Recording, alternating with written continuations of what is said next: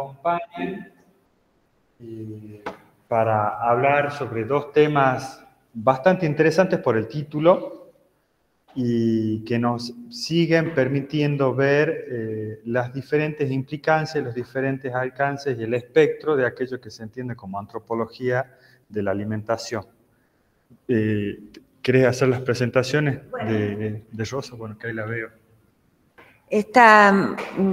Ahora te van a participar Rosa Quiroga Saavedra, que ella hizo su...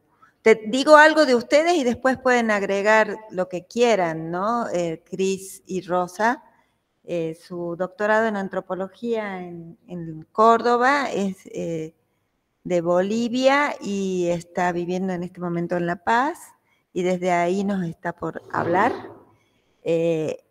Ahora justo estuvimos hablando de mapas y fronteras, estamos atravesando una de las fronteras, y Cristina Mancini, que es licenciada en antropología también por la Universidad de Córdoba, y en este momento está dedicada a indagar sobre, dentro de lo que es el fenómeno alimentario, que hemos visto que uno lo puede abordar desde la producción, circulación, consumo, preparación, recetas, desde lo más chiquito del plato hasta desde dónde vienen los alimentos.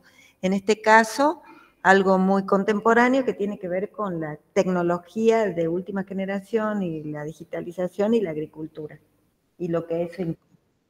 Así que cuando quieran, no sé, Rosa, ¿quieres empezar? Sí, gracias, Ceci. Dale. Bueno, buenas noches, buenas tardes, estoy nerviosa, van a disculpar. Lindo verles, lindo conectar nuevamente con este proceso. Yo estoy en La Paz, aquí he estado trabajando con productoras agroecológicas, estamos en procesos de pequeñas investigaciones con algunas mujeres que trabajan en sistemas agroecológicos. Y bueno, esta participación para mí también es muy importante porque implica reconectar nuevamente con mi tesis, con procesos vividos en Córdoba. Yo estudié en la Universidad Nacional de Córdoba, en la Facultad de Filo, entonces eso es una forma de volver a reconectar con nuestros pasados, ¿no?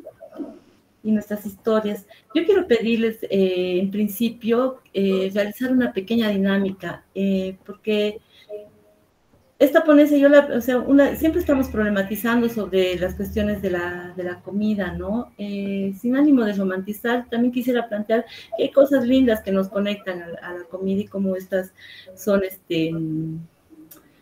generadoras de afectos y de afectos colectivos. Y que el afecto y nos muestra que una vez más que el afecto no es una cosa individual. Entonces quisiera pedirles por favor si ustedes pueden, perdón, Ceci, ¿está bien si comienzo ahora? Sí, perfecto, adelante. Ya, gracias. Entonces les quiero pedir que si podemos cerrar los ojos, no dura más de 3 minutos. Y yo sé que a veces cuesta, pero intentemos cerrar los ojos. Y entre que cerramos los ojos, les quiero pedir que imaginen que están dejando su hogar. Y en este dejar el hogar, solamente pueden llevar pocas pertenencias. Entre ellas, ¿qué llevarías? Y ahora se encuentran en otro lugar, en un país nuevo, en un territorio diferente, donde tienen que empezar una nueva vida. Les pregunto, ¿qué comerían? ¿Qué extrañarían? ¿Qué les conectaría con un 9 de julio? ¿Qué les conecta con su mamá? ¿Qué les conecta con algún otro recuerdo? ¿Qué les conecta con sus raíces? Y finalmente les pregunto, ¿qué comida conecta con su historia, estando ustedes fuera de sus países? Ahora les pido que abran sus ojos y bueno, que cada uno pueda, ¿no?, hacer una rememoranza de lo que ha podido imaginar en esos breves segundos, porque la idea es también que sea en pocos segundos, ¿no? ¿Qué llevo? No sé si alguien quiere responder qué llevaría. ¿Quién se anima?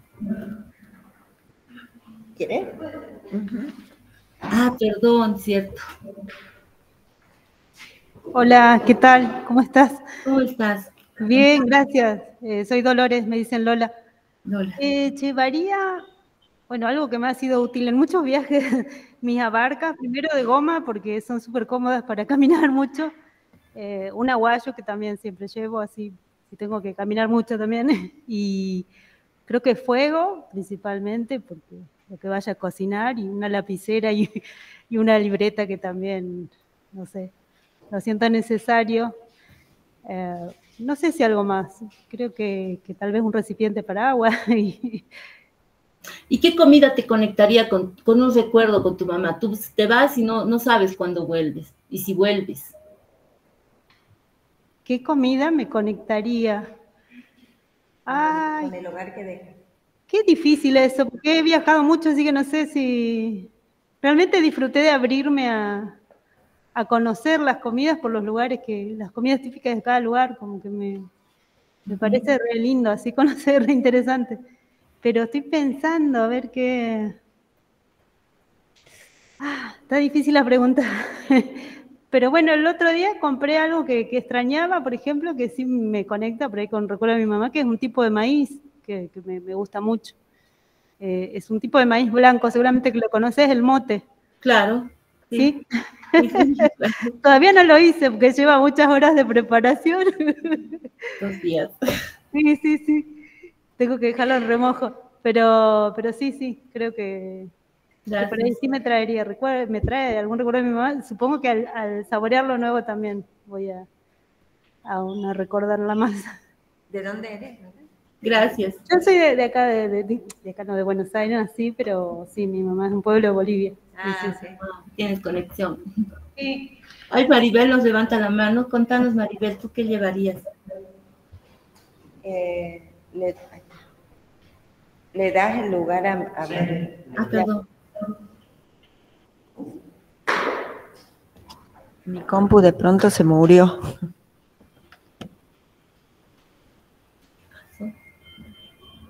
Pasó algo.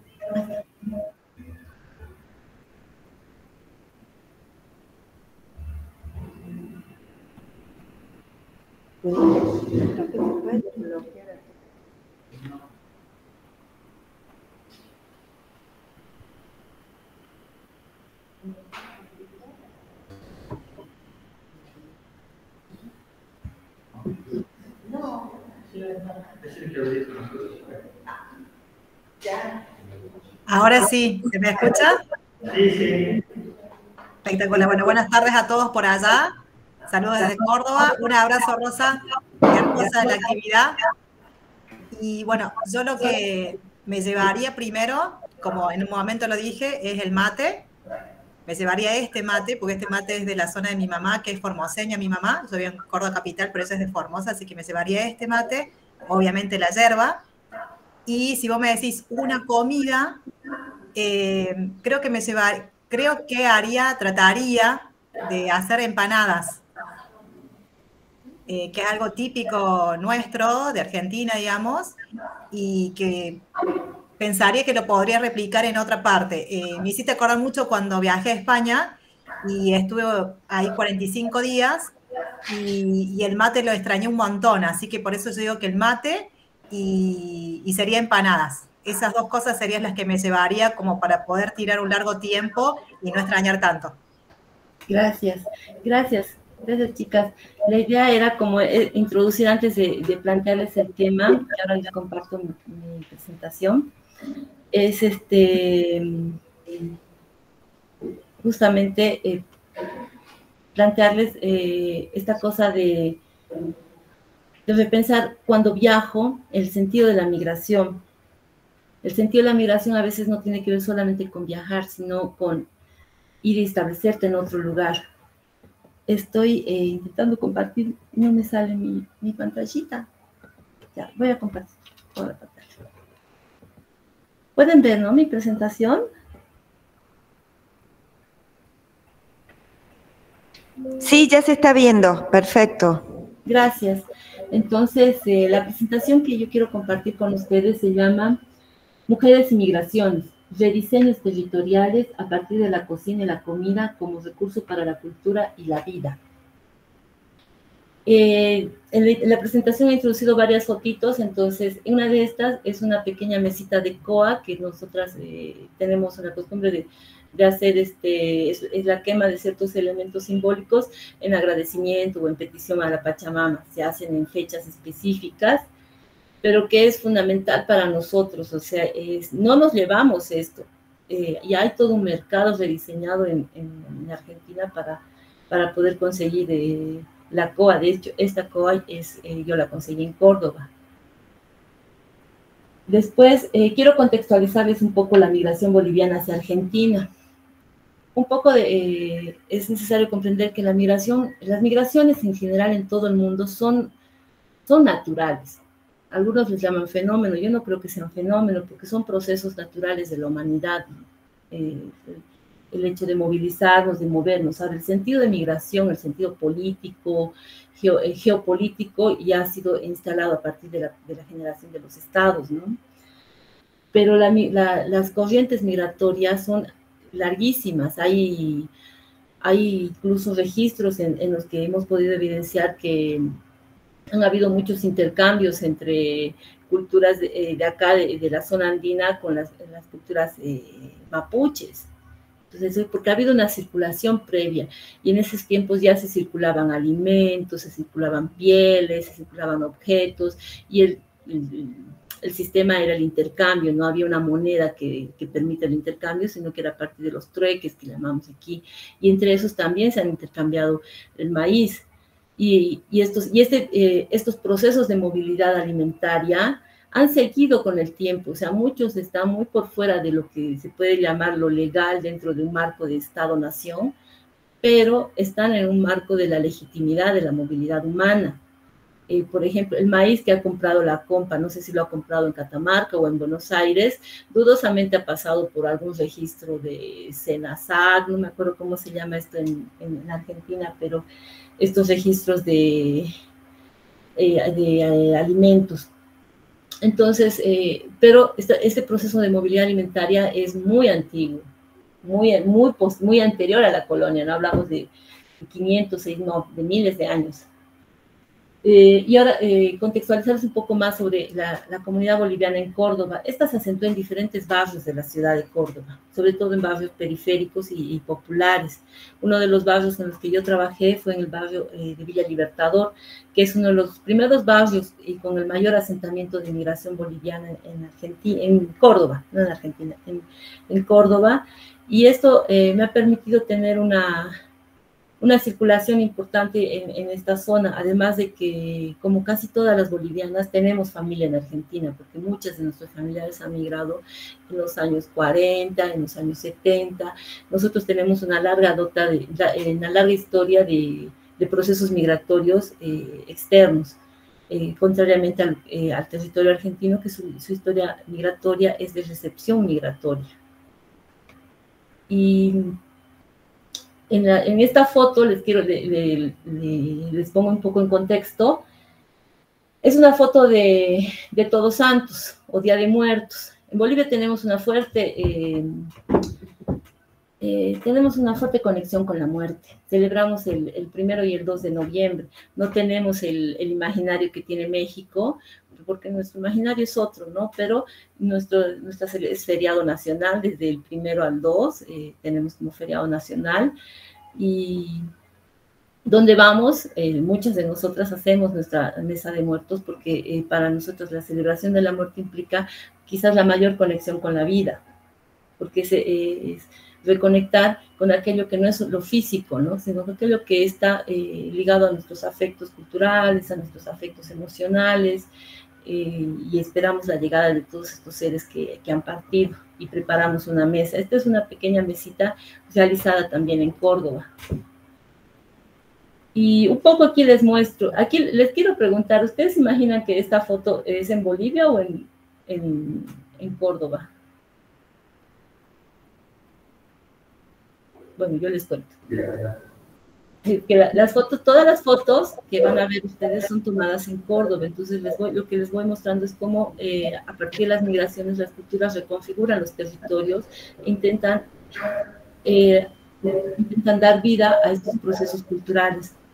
Rosa, un segundo, te interrumpo, si podés agrandar esa imagen, porque acá se ve un poco, ahí la ventana, esa, perfecto. Genial.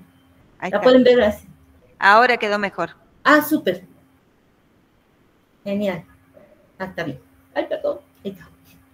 Entonces, estos son bailes tradicionales de la zona norte Potosí, que se llama Tinku, y se bailan en casi todas partes donde hayan bolivianos, desde Barcelona, Córdoba, en Buenos Aires, de hecho, hay una fiesta que es enorme, enorme, así ocupa toda la Avenida de Mayo, creo. Bueno, les pongo un poco en contexto de la población. Ya les decía que yo trabajé con mujeres cocineras de la zona del barrio Villa Libertador. Esto ha sido entre el año 2015 y 2018, que ha sido el proceso etnográfico. Y también les estoy contando un contexto prepandémico, ¿no? Porque es importante dar cuenta que la pandemia ha cambiado mucho de nuestra configuración territorial en varios países. Y bueno, ya les decía, ¿no?, que el barrio Villa Libertador es un barrio que tiene una alta concentración de población migrante boliviana. Y estas fotos que ustedes ven son de la Feria de Villa Libertador, que es una feria que todavía se mantiene los días sábados y domingos. En la plaza de este barrio se realiza una feria. Esta feria ha sido reconfigurada y diseñada por migrantes bolivianas y bolivianos, y reproducen un imaginario del contexto boliviano, porque las ferias en Bolivia son exactamente iguales. Entonces ellas reproducen en función de un imaginario que uno lleva. Entonces, cuando yo les preguntaba qué llevan, a veces pensamos que llevamos solamente la materialidad, aquello que podemos cargar en la mochila, en la maleta, algo que pueda ser material, ¿no?, que podamos tocar, entre comillas. Sin embargo, también llevamos nuestros imaginarios, y esos son nuestros imaginarios, se vuelven materialidad, que es lo que yo pienso que pasa con la población boliviana en Córdoba. Y, perdón, aquí algo se me ha cruzado, ahí está. Bueno, aquí les quiero comentar un poco de por qué es relevante, las relevancias de los procesos alimentarios en las prácticas culturales migrantes. La cocina yo la planteo como un símbolo de identidad y pertenencia, porque reproducimos nuestros modos de comer y también reproducimos nuestros modos de ser. Y somos también en acto y en práctica lo que nuestra cultura nos permite ser, ¿no?, y hacer, y lo que también obviamente en eso elegimos qué es ser y qué hacer. Entonces, por eso creo que la comida juega un papel simbólico muy importante en los procesos identitarios de la cultura boliviana. En esto también les puedo comentar que hay jóvenes que ya han nacido en Argentina, o nietos nacidos en Argentina, terceras generaciones, pero que viven esa doble vinculación territorial entre ese territorio imaginario que es Bolivia, y muchos nunca han venido a Bolivia, pero hay una reproducción de una Bolivia en Córdoba, y ellos viven esa reproducción, y siempre se busca como formas de reconectar con el territorio nacional, y al mismo tiempo están conectando con el territorio argentino, porque no es que se vive en una burbuja, hay intercambios culturales todo el tiempo. Y la cocina permite ser este símbolo de identidad, y no es un símbolo único, ¿no?, para bolivianos o bolivianas, porque también hay muchas personas argentinas que disfrutan de comer la comida boliviana, y la han vuelto, o sea, parte de su práctica cultural. Y bueno, aquí también les planteo el papel de la alimentación en la adaptación y la resistencia cultural, que es todo lo que les mencionaba antes, ¿no?, como la alimentación juega ese rol también de permitirnos adaptarnos, porque decía Maribel, ¿no?, que extrañaba el mate, y en España capaz no se consigue hierba, si se la consigue a un precio impagable, pero yo te diría que la colectividad boliviana lo que hace es generar que no falte el mote para la colectividad boliviana, porque es parte de la sostenibilidad cultural, parte de esa resistencia cultural. Y no es que no se quiera comer empanadas, por supuesto que comemos empanadas. El tema es que no se deja de comer aquello que conecta a ese imaginario cultural, a ese imaginario afectivo de esta colectividad de donde venimos, ¿no? De nuestra historia. Y bueno, y en esta foto yo lo que les muestro es como 3 elementos bien característicos de la comida boliviana. El primero es la papa lisa. Es un tipo de papín, le dicen allá ustedes, nosotros le decimos aquí papa lisa, que es un tipo de papa de color naranja, fucsia, rosado, así de unos colores pecosos, así como la ven. Que sé que se está produciendo ya en Mendoza también, por productoras y productores bolivianos, pero esta papa particularmente la habían traído en ese momento de Cochabamba hasta Córdoba, si se habían escondido un mozalcito de papas con tal de que esa papita llegue hasta Córdoba. Después aquí la segunda imagen, donde ven unas cosas como pimentones, son ajís, son locotos, y este es un tipo de ají. Es el ají nacional, es el ají bandera de Bolivia. En Perú le llaman socoto, pero nosotros acá le decimos el locoto, y es también muy característico de la producción del valle, y en Mendoza también están produciendo locoto, y claro, productoras bolivianas. Hay como una, también suerte de producción de los alimentos, y no solamente pensar en la movilidad, ¿no? Sino que se están adaptando a algunos territorios para poder producir estos alimentos. Y el que tienen aquí al tercero es el chuño. El chuño, no sé si en Catamarca es lo mismo, pero una vez yo dije chuño frente a un santiagueño y me fue muy mal, porque tengo entendido que el chuño es como el vómito. No sé si estoy... sí, acá le dicen... sí, así es.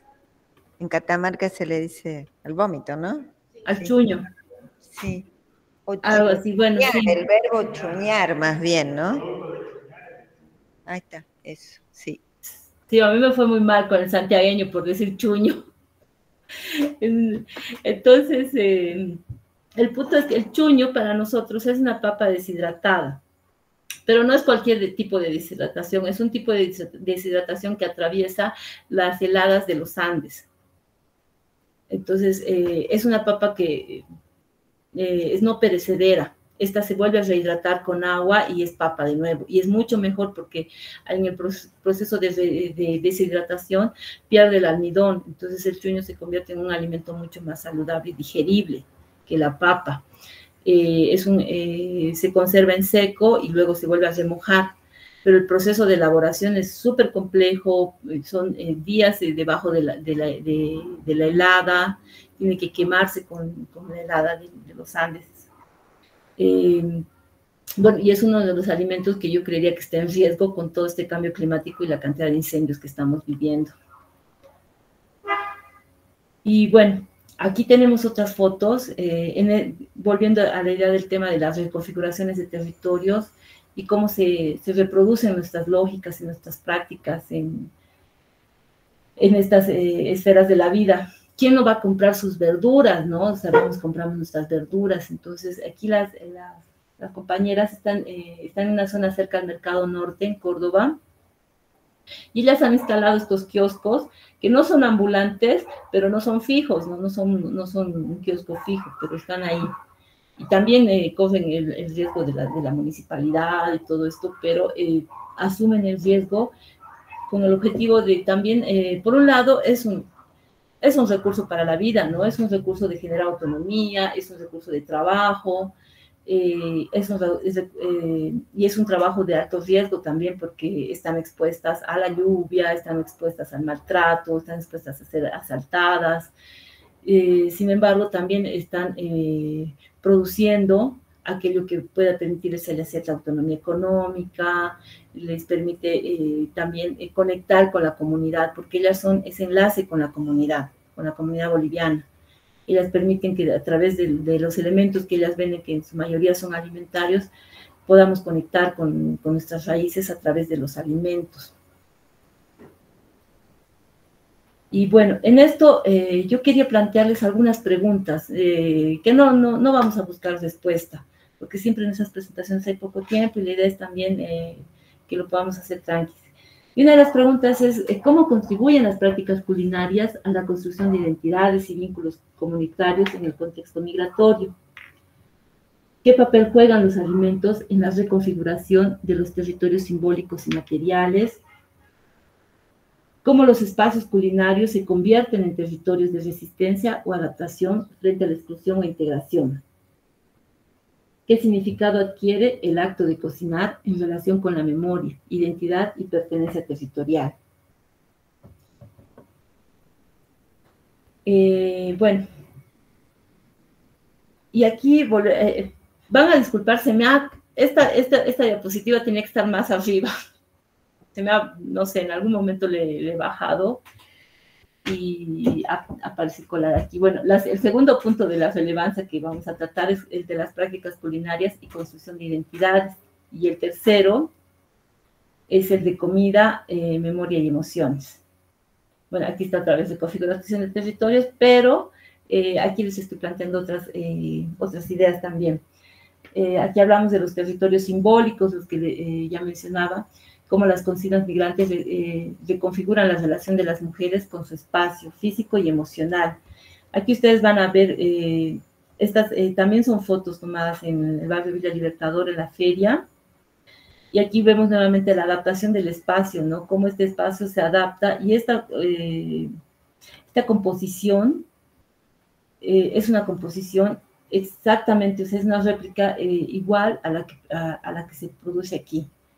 Y como además las personas que cocinan en este puesto de comida son tercera generación de mujeres cocineras. Entonces su abuela ya cocinaba y cocinaba en Bolivia, su mamá también, y ahora ellas cocinan pero en Argentina. Entonces hay una reproducción del saber también, ¿no? No es solamente como esta reproducción de la práctica cultural, sino que es una reproducción del saber, del conocimiento, porque hay que saber cocinar, y comida boliviana hay que saber hacerla. Después tenemos los eventos comunitarios, que hay participación en ferias, los restaurantes que permiten visibilizar la cocina boliviana, el soporte cultural, un poco pensar ahí desde cómo reproducimos nuestros eventos comunitarios. Yo les preguntaba a ustedes qué les conectaría, si estuvieran en otro país, qué las conectaría con un 9 de julio.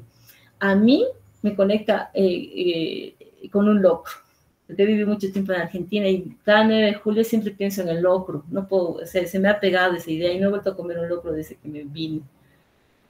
Entonces, esas cosas son las que nos conectan con estas emociones.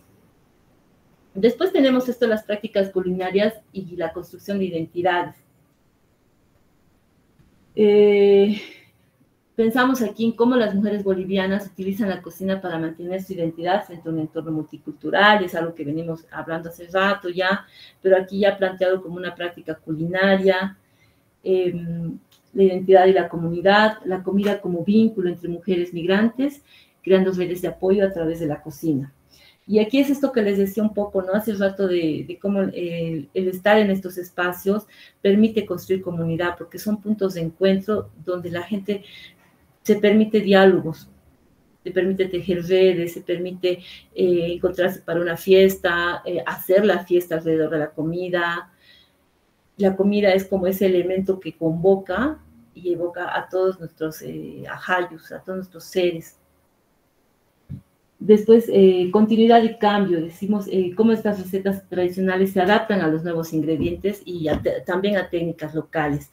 En esto de los nuevos ingredientes y las técnicas, les quiero plantear lo siguiente. O sea, aquí como ven en la primera foto, esta es la foto de la composición de la cocina. Así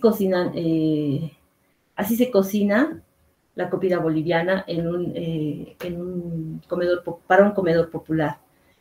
Las ollas, excepto la garrafa, todo, y los baldes, todo llegado de Bolivia. Las ollas, los cucharones, las cocinas las han traído de Bolivia. Entonces hay una reconfiguración también que a ese punto conecta como esto es mejor de allá, sí, y creo que yo creería que todo viene de China, sinceramente, pero hay toda esta conexión también fuerte con el yo lo traje de allá. Y en la segunda foto vemos a una mujer picando la cebolla. La técnica usual que se aprende en las escuelas de cocina es siempre picar con tabla. Es una regla básica, importante y única. Se pica con la tabla. Las mujeres de la cocina popular en Bolivia solo pican con la mano. Y rara vez se van a cortar. Y pican mucho más finito lo que se pica con la mano, con la tabla, un experto, les diré. Hay una manejo de la técnica de las manos en el saber de cocinar, bien importante. Incluso para pesar, para medir, la mano es elemento fundamental en la vida de las mujeres que están involucradas en los procesos alimentarios. Y en la tercera foto vemos, nuevamente estamos en el comedor de la plaza y donde se está preparando unas comidas ahí, por ejemplo, ahí hay un picante pollo, sí, es un picante pollo. Es una comida muy tradicional de Bolivia. Y de ahí, de ahí solamente 2 elementos son bolivianos, el ají y el chuño. Todo lo demás, obviamente, es de Argentina. Ha sido adquirido en Argentina, el arroz, el pollo, los tomates, la cebolla. Pero lo que es más importante ahí de toda esa comida es el ají y el chuño.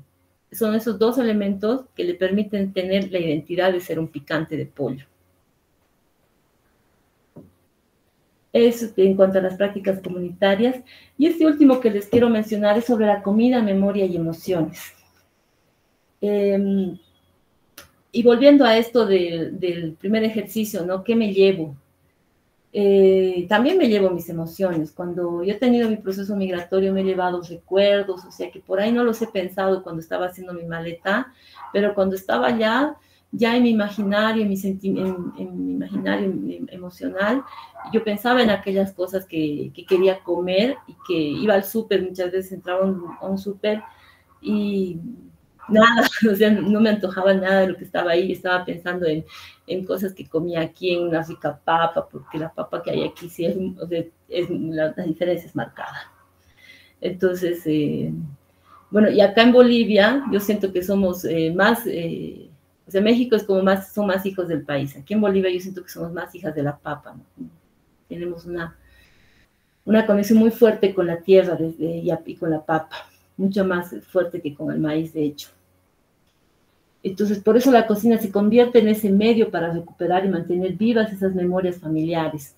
Y nuestra conexión con la papa es ancestral, es profundamente ancestral, como conectamos con las papas. Después otro punto que quería comentarles aquí es la nostalgia culinaria, cómo la preparación de platos típicos trae consigo recuerdos de la vida en Bolivia, fortaleciendo la identidad cultural de las migrantes. Entonces, siempre que estábamos en la cocina, ese era siempre el encuentro de los recuerdos, porque siempre... la compañera con la que trabajé este proceso etnográfico siempre planteaba, mi mamá me enseñaba así, mi mamá picaba así, mi abuela decía esto, esta es la receta de mi abuela, hay que hacerlo como dice ella, y ella misma le enseñaba a su hija a cómo tenía que martajar el chuño, porque incluso la piedra con la que se martaja, que se llama moroco, el moroco se lo había llevado desde aquí, porque nunca encontró una piedra, con tanto río bello en Córdoba, no ha habido una piedra capaz de ser un moroco. El moroco es una piedra que sirve para machacar, que se la usa mucho en los batanes, es una piedra redonda, pequeña.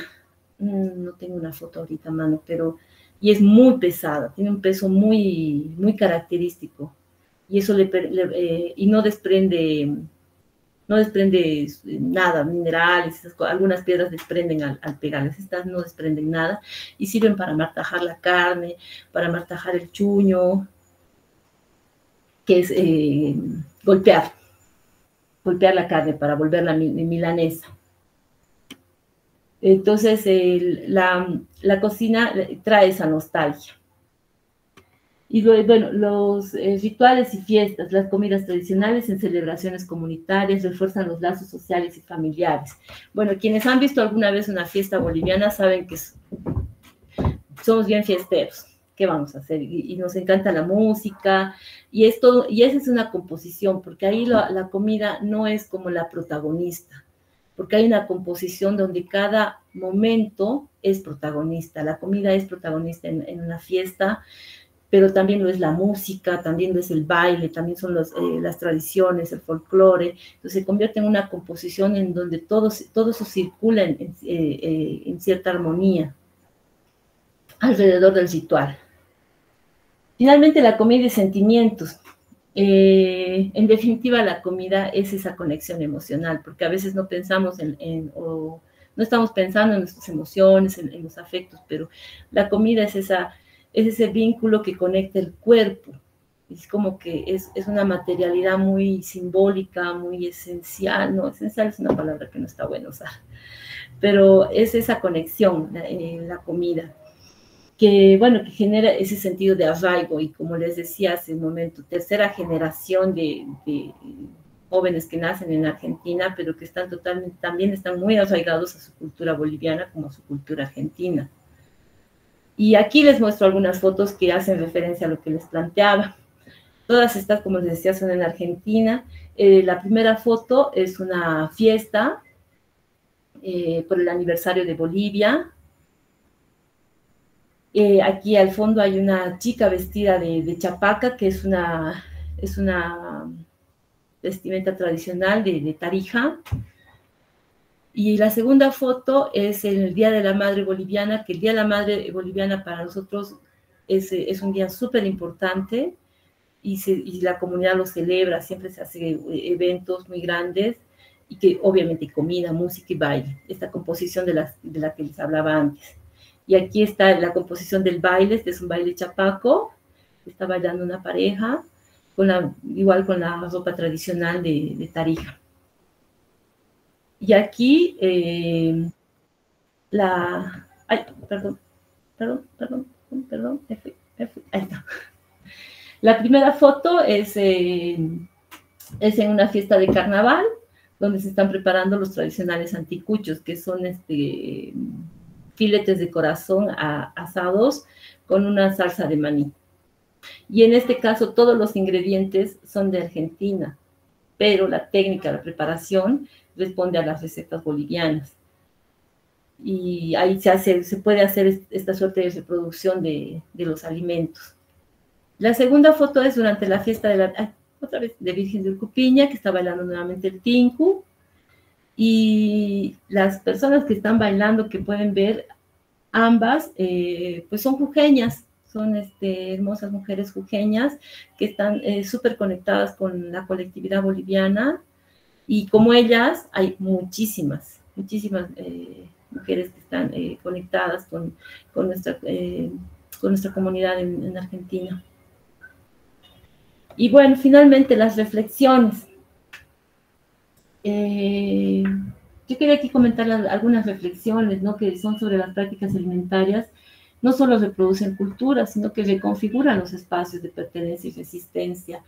Y cuando hablamos de pertenencia y resistencia, creo que es importante hablar de nuestras historias, repensar y resentir de dónde venimos y cuáles son nuestras raíces, cuáles son nuestras historias. Aquí tenemos un sentido que decimos ajayu, que el ajayu es como el alma para los cristianos, pero para nosotros es como un alma que nos conecta con nuestros ancestros, es como esa luz que habita en mí.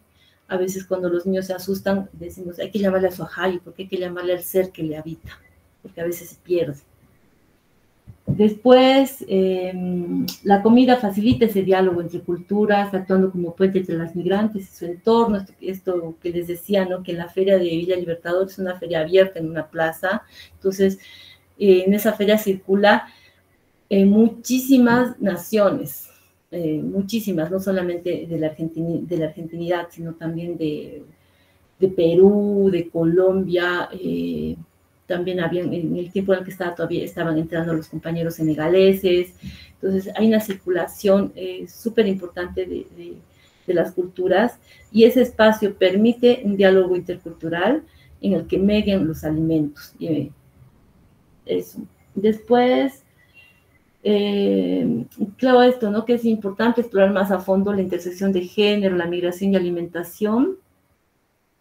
Uno ampliando a otras comunidades migrantes, pero también pensando en las problemáticas, y en esto que les planteo, tiene que ver mucho con lo que sentimos y cómo gestionamos, cómo revivimos aquello que nos pasa, aquello que es subjetivo, que no vemos, que la ciencia no quiere que veamos. Después, creo que es comprender que muchos de los alimentos han sido y son parte de las prácticas alimentarias que trascienden la idea de las naciones, ¿no? Entonces, esto que les decía al principio, que los intercambios han existido siempre, los principales intercambios han sido de alimentos. Entonces, que es importante tener la reflexión de que las naciones muchas veces nos dividen en lugar de generarnos estos procesos, estos conceptos de Estado-Nación, muchas veces nos dividen en lugar de ampliar la mirada sobre la interculturalidad. Y bueno, finalmente la última reflexión que quiero hacerles, que no está aquí, es bueno, que estamos viviendo una etapa muy intensa con el tema de los incendios y que nos está afectando seriamente en la vida y en la muerte. Particularmente en Bolivia llevamos más de 10 millones de hectáreas incendiándose, y eso va a tener una consecuencia trascendental en nuestros modos de vivir y obviamente en nuestros modos de comer. Como en la Argentina, aquí en Bolivia se está impulsando el modelo del agronegocio, y bueno, estamos teniendo esa afección importante que va a trascender mucho en nuestras formas de alimentarnos en los próximos años. Eso era mi presentación, les agradezco un montón la paciencia.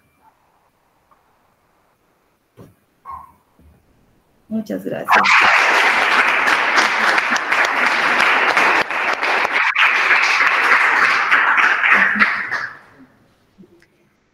Bueno, podemos dar un momento para intercambio, alguna pregunta, algún comentario que tengan sobre esto.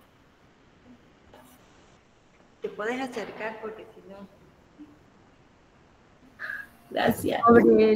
Sobre el chuño, me quedé pensando en esto que comentabas, ¿no? Que es más digerible que la papa. Pero estaba recordando, una vez vi un video de cómo estaban preparando, el tiempo de preparación que llevaba para que quede así deshidratada, y bueno, justo estaban en una zona alta, esto era en Perú. Pero me quedé pensando que también, bueno, se hablaba mucho de la cuestión de cómo era un alimento funcional o útil en el sentido de poder cargarlo cuando había que caminar largas distancias, o cuando había que trasladarse hacia otros lugares a hacer otros trabajos. Y bueno, o sea, yo lo pensaba en el sentido de esto, ¿no? Del peso, del valor alimenticio que tiene. Y bueno, también la antigüedad, me quedé pensando ahora que la verdad sería muy interesante también saber, ¿no? Porque es un alimento muy antiquísimo, ¿no? Y también cómo surgió a partir de esto, ¿no? De esa funcionalidad, de lo útil para trasladarlo y para los trabajos cuando se precisaban justamente cargar el alimento, ¿no? Como decías al principio de tus preguntas. Gracias, muy lindo todo lo que nos compartiste, muchas gracias. A ustedes, muchas gracias. Bueno, un poquito para complementar ahí, el chuño es, o sea, para quienes no lo conocen, es un proceso de deshidratación. Como todo alimento deshidratado pierde peso, ¿no? La magia del chuño es que una vez que es hidratado, recupera peso, recupera propiedades, y esto que les decía es no perecedero. Y hay registros de que incluso en Tiahuanacu ya se consumía chuño, y estamos hablando de más de 2000 años atrás, mucho más. Hay unas personas que levantaron la mano, ahora Fernando y Natalie. Ahora le estamos habilitando el micrófono.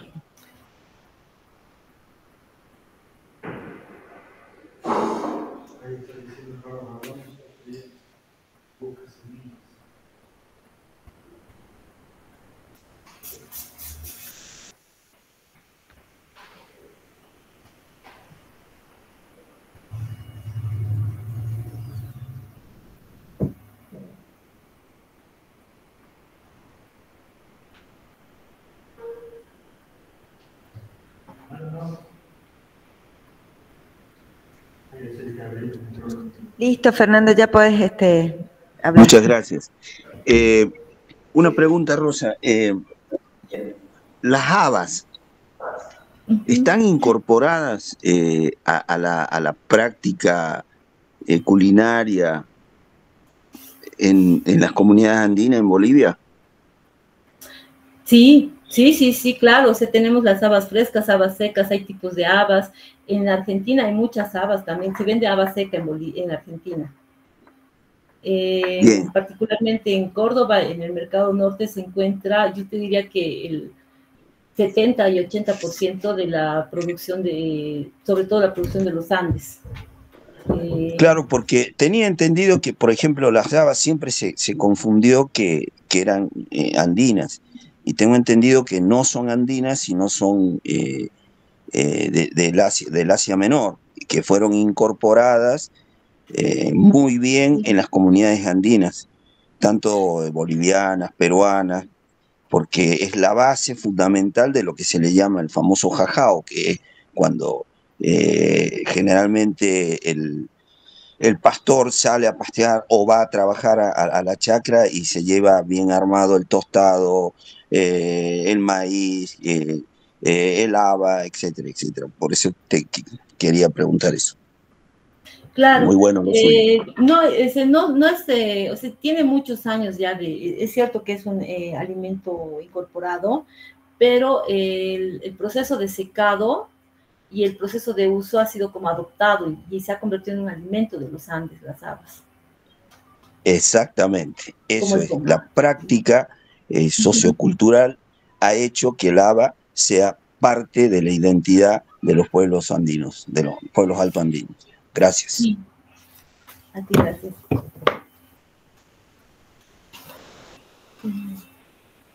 Natalia, ya puedes activar tu micrófono. ¿Habías levantado la mano o ya no? Ah, sí. Sí, buenas tardes. Hermosa presentación, Rosa. Muy rica la comida. Gracias. Es un comentario. Mi familia política es de Jujuy y es como decís vos, tiene muchas fuertes raíces con Bolivia. Y la preparación del picante de pollo es todo un ritual casi comparable, no casi, sino comparable con el asado. Es una receta que viene de la abuela, de la bisabuela, de la tatarabuela. Es una preparación que lleva mucho tiempo y en nuestra familia siempre tratamos de hacerla con especies, productos que han sido traídos de Bolivia. Así que es muy rico y eso es lo que representa para mí esa comida. Gracias. Muchas gracias. Qué bonito. ¿Algún otro comentario, pregunta por acá? Sí. Por favor.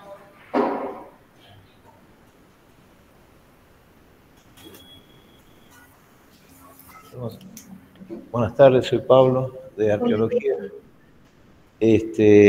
La pregunta mía es lo siguiente. Mi abuela, cuando yo era chico, nos hacía una comida que se llama la mazamorra con arrope y nos daba a todos sus nietos. Y me acuerdo que la queríamos más a la abuela por lo que nos preparaba la ropa y con este dulce, digamos. Y yo lo que quiero saber si esa comida es de norte argentino o del norte o boliviana o si era de España, porque mis abuelos eran españoles. No tengo idea, siempre he querido saber la procedencia de esa comida. Yo tengo entendido que la rope, la técnica de preparación de la rope es española. Y que aquí ha atravesado modificaciones por los productos, pero no estoy del todo segura de la ropa. Pero voy a averiguar eso. Acá Valentina dice que quiere aportar, ella ha indagado. Ay, qué lindo. Ya te habilitamos, Valentina, lo que pasa es que nos demoramos en habilitar por esta... Ya está, ya puedes. Hola, ¿cómo les va? Buenas tardes. Hola. A todas, a todos. Qué gusto encontrarnos nuevamente. No, yo quería aportar algo de lo que estuve leyendo e indagando sobre la técnica del arrope. Habría dos versiones.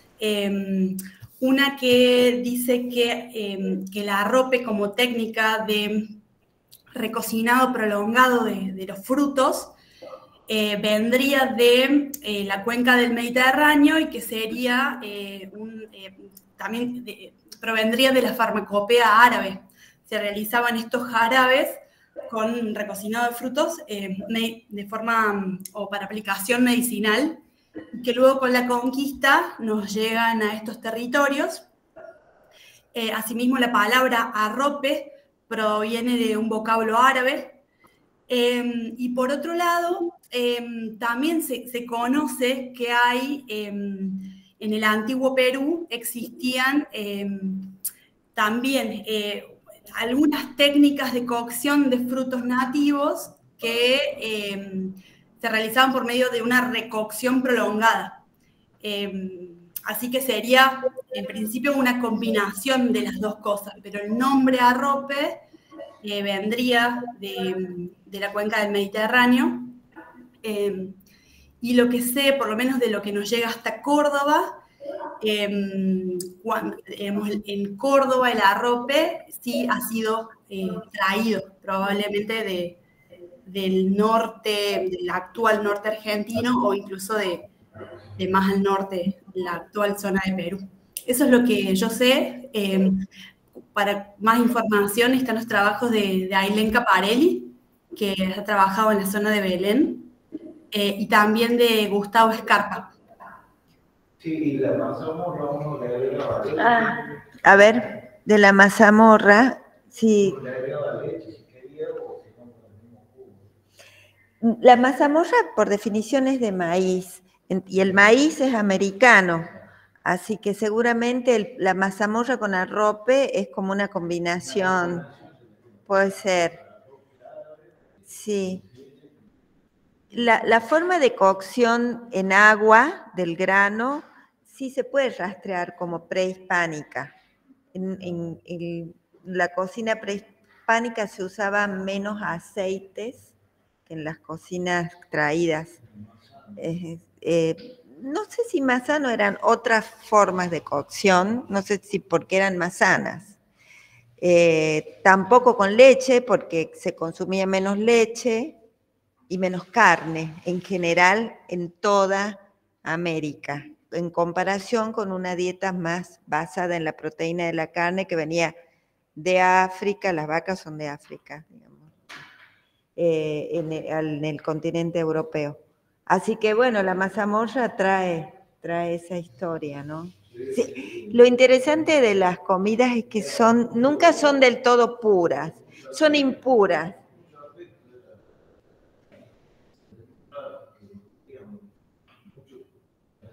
A través de la... Bueno, lo que está diciendo acá, ¿cómo es tu nombre? Pablo. ¿Era qué? Ah, que era... Qué lindo, se acuerda de su rostro, de sus ojos celestes y del cariño a través de la mazamorra. Estoy traduciendo porque a veces no se escucha.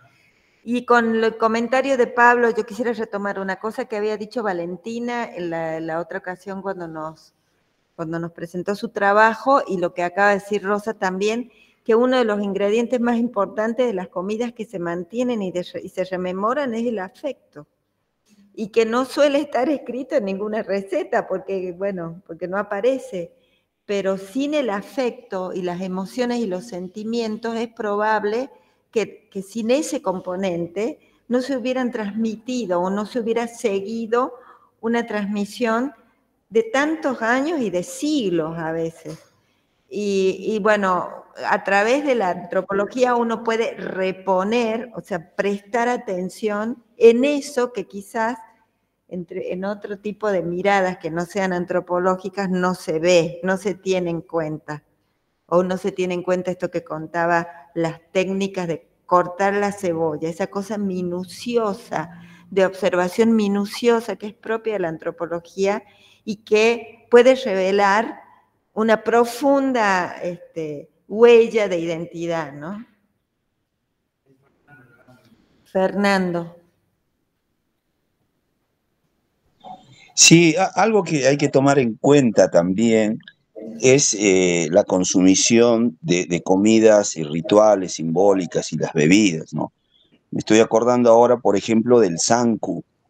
El sanku es una especie de pan de harina de maíz que se embebe en chicha o si no en sangre cuando se hace la ofrenda y se incorpora, por ejemplo, un camélido a la corpachada. Y otro que no hay que olvidarse es la consumición de chicha, que en determinado momento, o sea, la chicha sirve para el laboreo, para la organización social, para el trabajo, pero también responde a un espacio liminar simbólico, ¿no?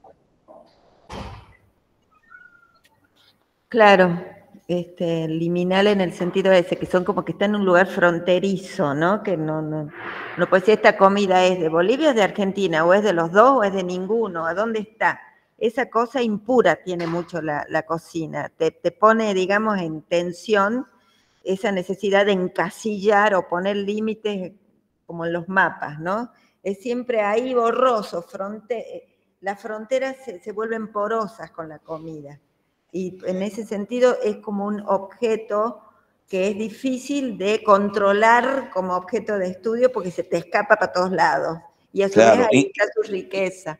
Incluso las fronteras es una situación mucho más de los estados-nación que de los pueblos originarios. O sea, el criterio de frontera, de límite, es distinto, diferente, mucho más ambiguo en las organizaciones andinas o de pueblos originarios. O sea, no tenemos ese límite impuesto, es decir, de acá a acá comienza una cosa o de acá a otra. O sea, incluso ceremonialmente siempre se juega con lo simbólico y lo secular, y la actividad, por ejemplo, como la siembra, la cosecha, que es algo cotidiano, también juega un papel importante, simbólico, ¿no?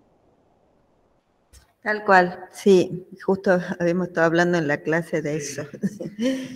Viene justo.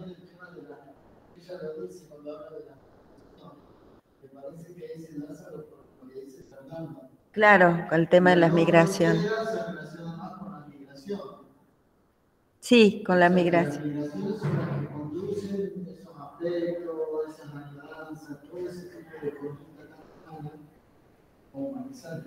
Claro. Claro. Claro, la migración. Tal cual. Bueno, yo lamentablemente voy a tener o sea, vamos a cortar los comentarios acá sobre esto porque no vamos a tener tiempo de ver la otra presentación, pero bueno, es inagotable y súper interesante todo esto, ¿no? Sí. Bueno, un último comentario. Hola, aprovecho para saludar al profe Morales. ¿Cómo está, Fernando? Porque resulta que con el profe en Espacio Social Andino habíamos visto terminando de hacer un trabajo de la chicha, pero después me sucede que vino una compañera de intercambio de Perú y hablando era la forma de cómo ella hacía la chicha que le habían enseñado las tías, y a mí también mi tía me había enseñado. Nos juntamos a hacer la chicha ahí con unas compañeras, que bueno, a ver si está ahí una de las compañeras que estuvo también. No sé si te acordás de cuando hicimos la chicha, ¿no? Y como que surgió esto del compartir y la memoria. No, tenía su diferencia, pero ahí tuvimos que también consensuar, digamos que fue una fusión por ahí un poco, pero bueno, fue lindo, digamos, ese encuentro y esa cuestión que estamos hablando de las fronteras, ¿no? Cómo se diluyen también a veces en esta cuestión del compartir experiencias. Bueno, en este caso era la chicha, que era algo en común, ¿no? También en parte, ¿no? Porque las formas también varían. Fantástico, y cómo la chicha no aparece en ningún discurso, digamos, hegemónico, ¿no? Es uno de los alimentos que son gozosos en su descubrimiento porque involucran una historia, Bueno, vamos a pasar hablando de lo que se presenta como resistencia a lo hegemónico. Ahora nos vamos a ir al mundo de lo hegemónico. A Cristina. No, a Cristina. Cristina, ¿no? Te habilitamos a vos el micrófono que dice Cris Mancini, ¿no? Ah, no, Gaby. Ok, perdón.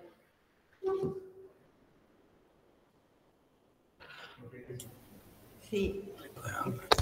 Hola, ¿qué tal? ¿Me escuchan? Hola, ¿qué tal? ¿Me escuchan? Hola, ¿qué tal? ¿Me escuchan? Sí, pero vas a tener que cerrar tu micrófono, Cris, porque ¿cómo se dice? Se acopla. A ver, espera un minuto. Gaby. Un segundo, por favor. ¿Qué está con su hijo que se llama Gaby? Estoy con un problema con mi computador y tuve que venir a otro lugar con otra compu, entonces tengo un pequeño desfasaje.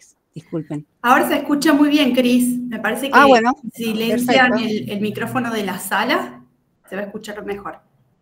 Bien. Bueno, entonces, en primer lugar, saludarlos a todos y a todas, y me da mucho gusto esta reunión, estar con ustedes, me parece interesante que podamos hablar de lo hegemónico, como citó Ceci, y quiero me digan si se ve la pantalla. Sí, se ve. Perfecto. ¿Qué es esto de tratando de entender algunos procesos desde la agricultura, desde la agroecología, que estuvimos desde el equipo haciendo un trabajo con la compañera Maribel en las ferias agroecológicas de Córdoba? Surgió como, en mi caso, como un interés, porque como vivimos nosotros en la zona núcleo, que es Córdoba, Buenos Aires y Santa Fe, la Pampa Húmeda, con los agronegocios a full, y surgió un interés en visibilizar esto que se está viniendo cada vez con mayor fuerza, que se llama lo que sería la digitalización de la agricultura, que tiene muchos nombres, entre ellos agricultura 4.0, AgTech, agricultura climáticamente inteligente, que vamos a ver, tratar de dilucidar qué encubre, qué encierra y qué representa para los pueblos y las agriculturas familiares de pequeña escala, este tsunami que se está produciendo, ya como lo ven ustedes en la foto. Esos son drones en un campo, y que después en las próximas diapositivas vamos a ir desglosando toda esta cuestión. Bueno, la agricultura 4.0, como dice aquí, promete una revolución tecnológica en la producción de los alimentos. Perdón, Cris, sí. no se pasó a la otra diapositiva. No sé si... Ahora lo pasamos. Ahora lo pasamos. La producción de alimentos de la mano de corporaciones, que son las corporaciones que producen las semillas, los fertilizantes, los agroquímicos y también la maquinaria agrícola. ¿Cuáles son los componentes clave de la agricultura 4.0? Fíjense que son las mismas palabras de los componentes claves de cualquier dispositivo digital o de cualquier ciencia informática. El hardware, el software y las finanzas. Acá está interesante también.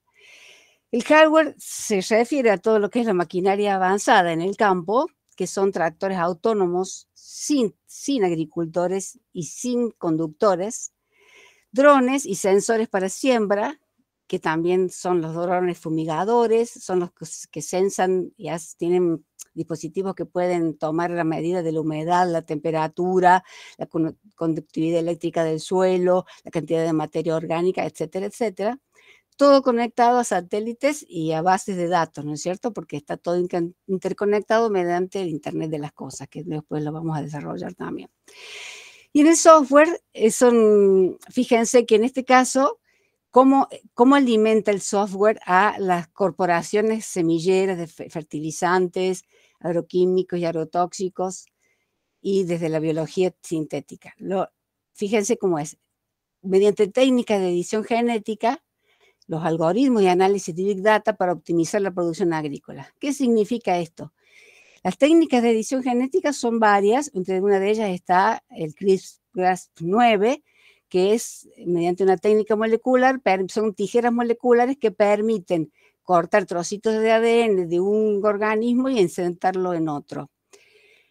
Y además, esas técnicas de edición genética ya no están hechas por seres humanos, sino que se hacen mediante enormes lugares donde hay computadoras y robots, digamos, que los genomas de ciertos microorganismos en general, que son levaduras, hongos, y microbios y bacterias, se las logra secuenciar mediante la secuenciación computarizada de ese genoma y están online. Entonces, alguien que tenga mucha plata, como son las corporaciones, compran e intercambian ese genoma y después todo lo que es la experimentación de cómo generan nuevos organismos genéticamente modificados se hace por prueba y error mediante estas cuestiones de miles de pruebas que se hacen mediante robótica, ¿verdad? Otra cosa que es interesante se llaman los impulsores genéticos, que a través de esta ingeniería de software logran modificar genéticamente un gen de un ADN de un individuo vivo y lograr que ese gen sea dominante. Entonces, en todas las generaciones, en lugar de recombinarse los genes con un gen recesivo y dominante, como ya sabemos, es conocido desde el secundario, el tema de la genética mendeliana, que hay cosas que son recesivos, genes recesivos y dominantes, al ser siempre dominante en cada una de las generaciones, si uno quiere, por ejemplo, matar el mosquito, larga mosquitos que sean siempre dominantes para que no se puedan reproducir y se puede terminar con los mosquitos, pero también no sabemos cómo influye cuando se arrojan esos mosquitos al medio ambiente, cómo reacciona el medio ambiente a esta modificación que es tan exclusiva y específica, ¿no es cierto? Por otro lado, las finanzas ayudan a este componente clave de la agricultura, que es la tecnología financiera para facilitar contratos y a través también de la especulación financiera y la vigilancia de los trabajadores del campo. ¿Por qué digo esto? Porque las tecnologías financieras en este momento se está llevando a cabo por lo que se llama la tecnología de blockchain. Se habrán escuchado también, la tecnología de blockchain se utiliza mucho en las criptomonedas, en el Bitcoin y demás. ¿Qué sucede? Que el blockchain, ¿qué es la tecnología de blockchain? El blockchain es un libro de contabilidad digital desparramado en millones de computadoras al mismo tiempo. Entonces, cada vez que se hace una transacción, que es el bloque de información, que es el bloque, por decir blockchain encadena esa transacción, se actualiza en los miles de computadoras que están conectados, ¿verdad? En teoría, este tipo de tecnologías es inviolable, pero hasta que aparezca un grupo de hackers que lo sepa manejar, digamos, por un lado. Y por otro lado, también esta tecnología de blockchain permite que se hagan contratos individuales sin intermediación de regulaciones estatales, ni aduanas, ni ninguna intervención humana. Entonces es directamente, por ejemplo, se trasladaron desde un cargamento de soja desde Los Ángeles creo que a Japón, y no intervino en ninguno de los dos estados con ningún tipo de regulación. Entonces, bueno, eso es lo mínimo que se está produciendo, ¿verdad? Vamos a seguir con otra. Vamos a ver, en este cuadro aparecen esa unión nueva que se produce, aparte de las grandes semilleras, corporaciones que fabrican agrotóxicos, las que fabrican los fertilizantes, los que fabrican las semillas, que son todas grandes corporaciones que en un momento, hace 20 años atrás, manejaban el 20% del mercado, ahora están manejando casi el 70-80% del mercado. Se han comido a todas las empresas chicas de semillas, a todas las cuestiones, y son grandes tiburones que se han hecho enormes.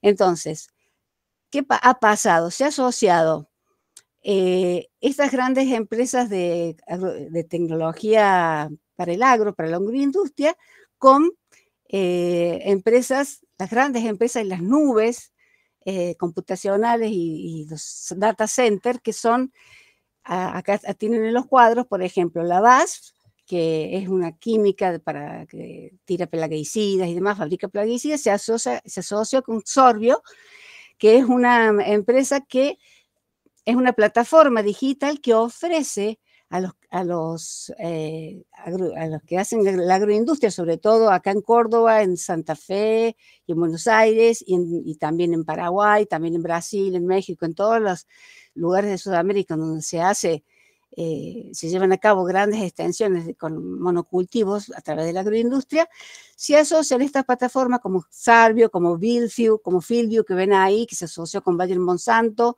como Milote, que se asocia con Corteva, que es una enorme, que es Dow y DuPont, se unieron en Corteva, y Microsoft Azure, que ustedes lo ven, se asoció con una plataforma que se llama, más pequeñita, que se llama FarmBeats, que ofrece una plataforma digital para el control de los campos, sobre todo para los de pequeña escala. ¿Qué está pasando con todas estas cuestiones? Estas plataformas digitales que ofrecen los servicios de monitoreo en los campos, lo que sucede es que generan una gran cantidad de dispositivos sensores, ya sea en los drones, en los tractores, en las máquinas cosechadoras, en cualquier dispositivo que uno tenga en el campo. Puede estar conectado a través del Internet de las Cosas mediante Bluetooth, y luego eso lo suben al Sarvio o a Climate Fieldview o a Milote o a FarmBeats, que son las plataformas que se contratan bajo suscripción, que hay que pagar, y mediante toda esa información que se recaba, teóricamente estas empresas la mandan estas nubes de datos y los procesan mediante inteligencia artificial. Mediante este procesamiento de inteligencia artificial y algoritmos, devuelven consejos a los que lo han contratado, a los agricultores, a los agroindustriales, para mejorar la eficiencia en el campo.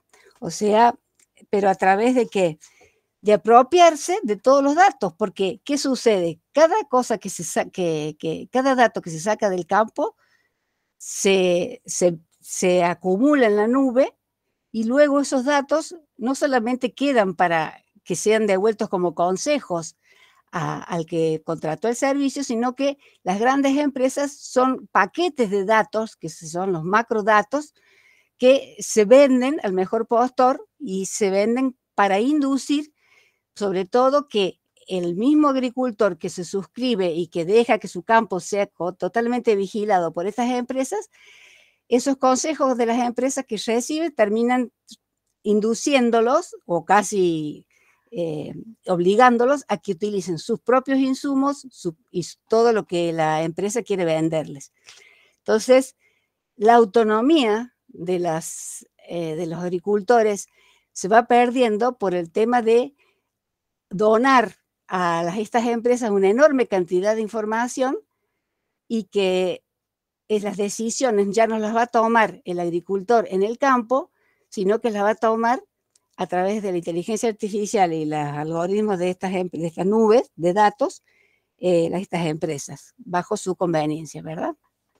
Por otra parte, tengo que decir rápidamente, porque no hay mucho tiempo, que toda esta cuestión de lo digital no tiene nada que ver con la desmaterialización de la economía. Al contrario, no es una nube que está por no sé dónde y no se sabe dónde. Son servidores, son data centers que están anclados en la más fundamental tierra.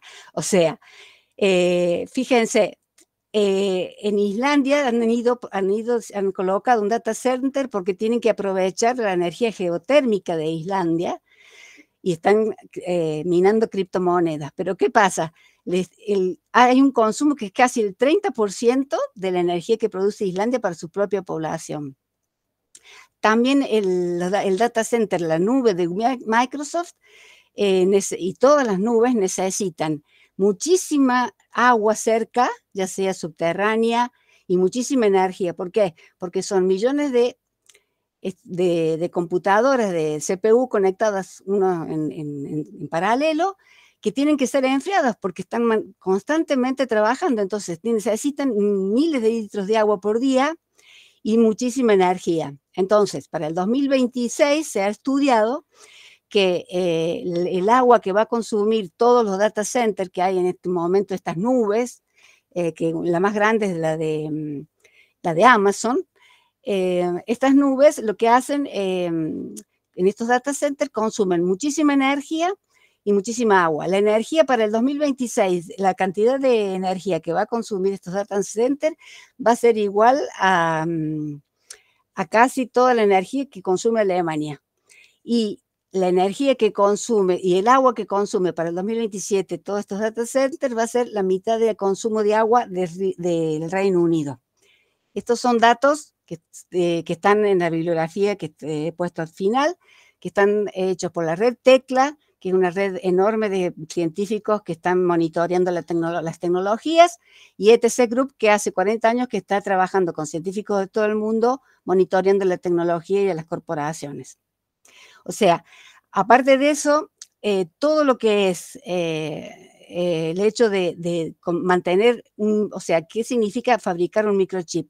Un microchip, no es, porque no lo veamos, no quiere decir que no necesite muchísima materia, desde la arena que tienen que derretir, desde cómo se producen las obleas de microchip que necesitan muchísima agua para lavar la arena, una atmósfera de fabricación que es 10 veces más limpia que cualquier aire, entonces necesitas muchísimas máquinas para lograr esa limpieza del aire. Y todos los residuos tóxicos que se usan se tiran al ambiente como tiran siempre todo al ambiente, y además los residuos que deja los mismos dispositivos que todos nosotros usamos, porque sobre todo el norte global los tira en barcos en el mar cerca de África. Entonces, en la costa de Ghana llegan millones de dispositivos traídos por las olas que contaminan el ambiente. O sea, esto que vemos tan prolijito, tan bonito, tan táctil, que el pétalo de una rosa mueve las pantallas, está generando que, por ejemplo, en el Congo, en la República Democrática del Congo, el coltán se saque y que es un mineral que se usa para hacer todos los dispositivos electrónicos, en base a la esclavitud de los niños y de la población del lugar. Y están trabajando en el Congo, trabajando entre comillas,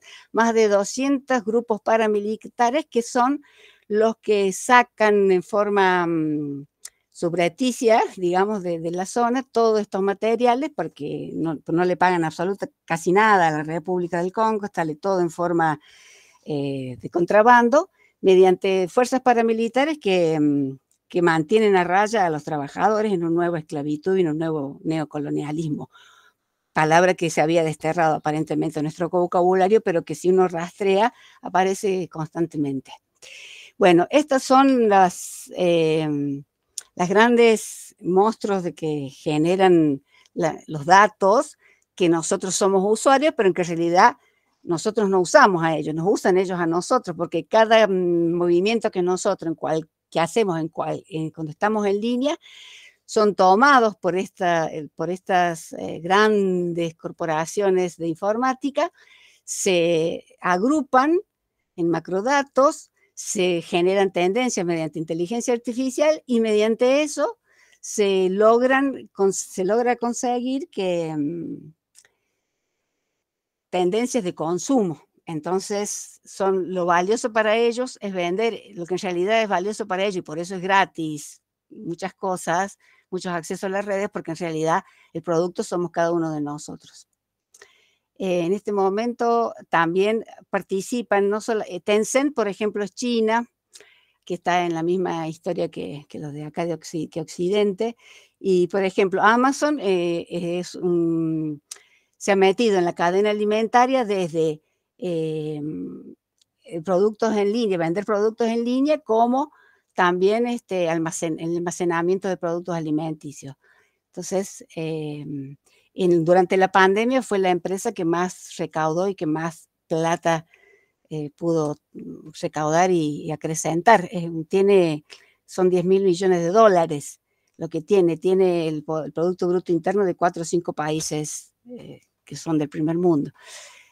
Por eso es que desde eso es el filántropo más rico, que ahora le dicen filántropos, pero bueno.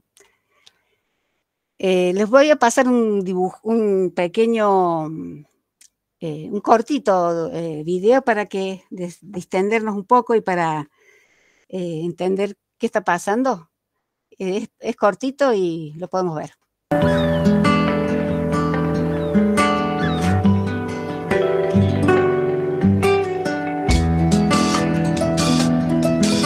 El cambio climático es una amenaza muy grave a la agricultura. La población creciente necesita más comida, pero el cambio climático afectará negativamente nuestros cultivos y ganado. Lo mejor que podemos hacer es apoyar a los campesinos y promover la soberanía alimentaria. Esos agricultores creen que pueden sobrevivir al cambio climático sin las técnicas de la agroindustria. Están muy equivocados. Necesitamos muchos datos y biotecnologías. Y yo tengo hambre.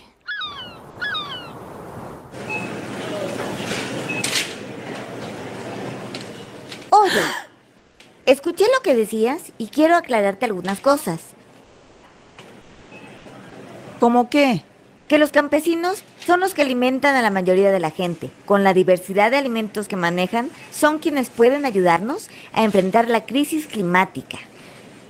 Los grandotes destruyen la diversidad y desperdician tiempo, dinero y comida.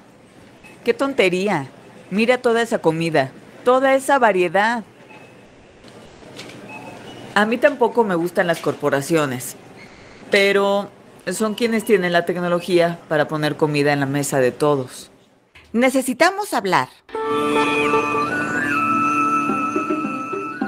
Bienvenida a la red campesina, la fuente más importante de alimentos para el 70% del mundo. 3.000 millones de habitantes rurales, 1.000 millones de agricultores urbanos, 800 millones de pescadores en pequeña escala, la más importante en África, Asia y América Latina. Los campesinos hacen muchas cosas diferentes en diversas épocas del año. Unos cultivan y pescan, otros también cazan y recolectan hierbas y frutos. A veces alimentan solo a su familia, a veces venden en los mercados. Producen mucha comida y la comparten con mucha más gente. Pero, ¿qué hacen entonces las cadenas de alimentos? ¿Dónde están? Aunque no veas grandes tiendas, los productos de la cadena industrial inundan hasta las pequeñas localidades con comida barata, pero de muy mala calidad. A ver, si los campesinos producen la mayor parte de los alimentos, ¿dónde va todo lo que produce la cadena industrial? Casi la mitad son forrajes, 9% agrocombustibles, 23% se desperdicia y apenas una cuarta parte de todo lo que cosecha la agroindustria es para alimentar a las personas. Y muchos de esos productos son comida chatarra que daña la salud. Entiendo lo del desperdicio y la comida dañina, pero ¿podrían los campesinos alimentarnos a todos? ¡Por supuesto! La red campesina ya cosecha la mitad de las calorías que consumimos. Más de 1/3 de la carne y 2/3 de los huevos vienen de la agricultura urbana. Y los pescadores artesanales capturan una cuarta parte de la pesca global.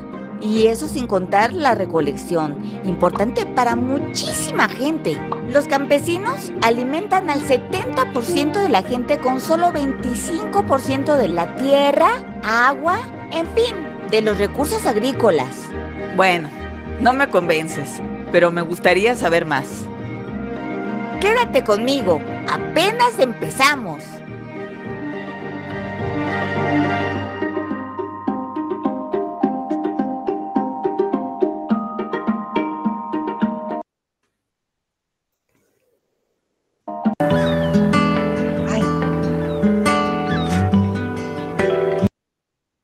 Bien.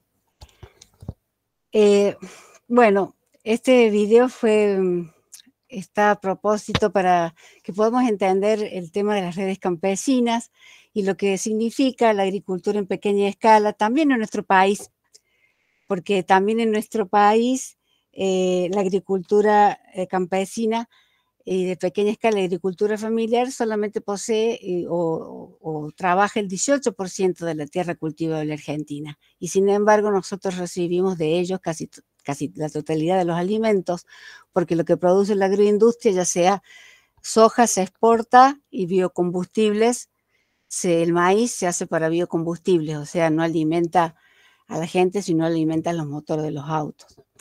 Entonces, vamos a seguir viendo algunos impactos de este tipo de la agricultura digital.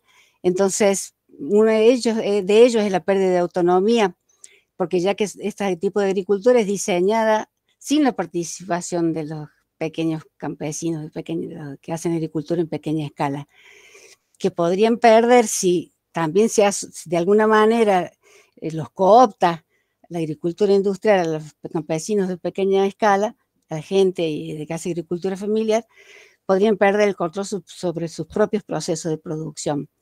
También el reemplazo por robots puede desplazar el trabajo manual y los conocimientos tradicionales de los agricultores. Fíjense, es tan interesante que hace poco en la revista Bichos de Campo salió que había drones que podían sembrar en las montañas. Entonces, fíjense, si hay drones que pueden sembrar en las montañas, ¿por qué será que algunas montañas se queman? Porque se puede sembrar y algún dron también irá a esos lugares inhóspitos que no entraban las máquinas en lugares llanos para hacer más agricultura industrial. O sea, hay que estar con el ojo visor en eso. También el tema de la vigilancia y el espionaje. ¿Por qué?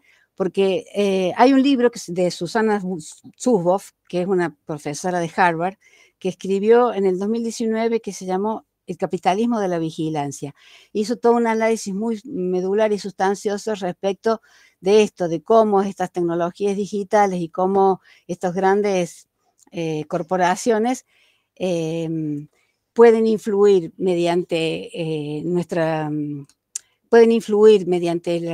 recabar datos de nuestra intervención en cada una de nuestras intervenciones en la red de Internet para influir en los comportamientos de las personas. Entonces, fíjense cómo a través de la recolección de datos de los campos se puede vigilar y espiar a lo que hacen los productores. ¿Por qué? Porque se ha visto que el tema de la georreferenciación y cómo a través de los sensores de que pueden generar polígonos de limitación de campos, a través de la georreferenciación en algunos casos ha habido, sobre todo también en Santiago del Estero, se han presentado gente usurpando tierras, no gente, sino empresarios usurpando tierras, presentando solamente un mapa georreferenciado de un cierto lote, y con eso generó un título de propiedad. Todos estas empresas que les nombraba anteriormente generan paquetes de información que también tienen en cuenta los títulos de propiedad, todos los factores biológicos del suelo y del clima, pero también los jornaleros, qué tipo de personas y cuánto tiempo de trabajo se alquila o se paga, y eso todo puede ser también hecho por contratos vía blockchain sin la participación de un contrato legal y sin tener en cuenta los derechos de los trabajadores. Y eso otro de los impactos es que se fomenta que las grandes empresas que impulsan esta agricultura tienen un historial de abusos y prácticas dañinas para los pequeños productores, y no solamente para los pequeños productores. Está hace muchísimo tiempo que se está investigando y que ya se han llegado a conclusiones el daño tremendo que se ha hecho a los ecosistemas por los agrotóxicos, por el glifosato en particular, y cómo se ha envenenado con el glifosato las aguas del río Paraná y de todos los ríos que están en la zona núcleo de nuestro país. En Argentina, en este caso, el Censo Nacional Agrícola muestra una pérdida del 41,5% de las explotaciones agropecuarias, bien desde 1988, y que se empieza a concentrar las tierras en manos de grandes empresas. Ya en el 2018 se presentó la agricultura 4.0 en Argentina. con el apoyo del IIK, que se llama Instituto Interamericano para la Agricultura. Entonces, ese instituto tiene sede en todos los países de Latinoamérica y hacen lobby para que los estados generen, ¿cómo se llama?, confluencia con los intereses de las grandes corporaciones para implementar en los países este tipo de agricultura. El gobierno en ese momento prometió una agricultura con justicia social, pero en realidad todo lo que es la agricultura 4.0 se enfoca en aumentar la productividad de las exportaciones. ¿Por qué parece que estuviera bien que se enfoque en aumentar la productividad de las exportaciones? Pero las exportaciones, cuando se produce solamente para exportar, lo que se tiene que hacer es, lo que se exporta son commodities, o sea, enormes cantidades de productos agrícolas que vienen del monocultivo. Y el monocultivo implica los paquetes tecnológicos de estas grandes corporaciones, que son las semillas genéticamente modificadas, con los fertilizantes que son dañinos, con los pesticidas que son dañinos y con los agrotóxicos para matar todas las otras plantas y dejar solo viva a la planta que sale de la semilla que venden las corporaciones. Entonces, con esto, esta información, hay que producir debates y consensos para que las comunidades se den a sí mismas la posibilidad de pensar qué poder hacer con todo esto que se viene encima, porque fíjese que en agricultores en Estados Unidos están luchando para poder modificar y reparar sus tractores automatizados. Generalmente son los tractores, la empresa más grande de maquinaria agrícola es el John Deere, y lo que hace es, son tractores drones porque no tienen conductor, pero a la vez el productor que compra ese tractor dron, si se le rompe, tienen que llamar al técnico de la empresa y solamente al técnico de la empresa que le cobra lo que no tiene el productor, digamos, para repararlo, y entonces están luchando por el derecho a reparar. En el caso argentino, hace poco acá en Córdoba ha habido una reunión de tecnologías libres porque algunos técnicos y técnicas promueven modelos de agricultura 4.0 artesanal más compatibles con la agroecología. Pero en realidad no son modelos de agricultura 4.0, sino son formas de que la gente pueda también como familiarizarse con estas nuevas tecnologías para poder monitorear y poder enfrentarse y resistir a la agricultura digital, que es corporativa, y poder usar algunos elementos de la digitalización que les ayude y que sean más compatibles con la agricultura de la pequeña escala. Entonces, todo esto viene adosado con una apropiación de la biodiversidad, una cosificación de la naturaleza, porque esta ciencia que está a favor de las corporaciones, lo que hace es decir, bueno, yo puedo manipular la naturaleza a mi antojo de acuerdo a mis intereses, que son generalmente intereses económicos, manipulando los seres vivos y facilitando su mercantilización. También desde el Foro Económico Mundial se impuso el Banco de Códigos del Amazonas, que es mapear, o sea, recolectar todos los seres vivos que se puedan del Amazonas, mapear su genoma y, como ya dijimos antes, engrosar esos bancos genéticos para generar patentes sobre la diversidad global. Entonces, ¿qué pasa con esto? Existe una apropiación corporativa porque distintas plataformas digitales permiten a las empresas acceder y explotar los activos biológicos, así le llaman, activos biológicos de naturaleza, o sea, los seres vivos.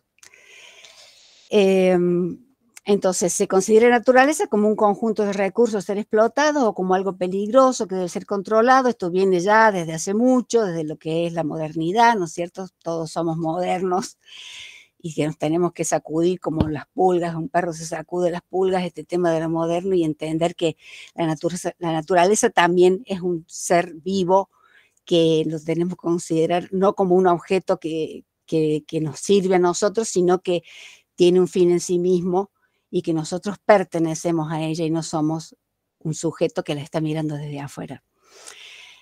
¿Por qué eso? ¿Por qué decimos esto? Porque las leyes han expandido los derechos de patente a formas de vida y sus derivados, facilitando la apropiación por parte de las corporaciones, y entonces es necesario ampliar estos derechos. Esto lo voy a pasar porque si no me hago muy largo, y quería charlarles un poquito sobre qué significa la tecnología, no quiero demorarme. ¿Por qué? Porque acá no es que estemos en contra de lo que es la tecnología, sino que poder entender que la tecnología no puede ser entendida de una forma ingenua. ¿Por qué? Porque tenemos que comprender que la tecnología produce objetos y produce no solamente objetos, sino también produce procesos. La tecnología es un proceso tecnológico que es donde se reúnen las técnicas de un sistema, en un sistema por un fin determinado. Estos objetos son creados por el proceso tecnológico, como microchips o ponchos, y el conocimiento tecnológico es el conocimiento que hace posible el proceso tecnológico, como los pasos para fabricar, ¿no es cierto? Pero entonces podemos pensar, ¿cómo enfocamos la tecnología? ¿Cómo la podemos pensar? ¿A qué nos remite todo este tema de lo digital, de lo que estamos inmersos en la tecnología? Parece que no podemos vivir sin ella, y a la vez el chuño es una tecnología. Fabricar una pala es una tecnología.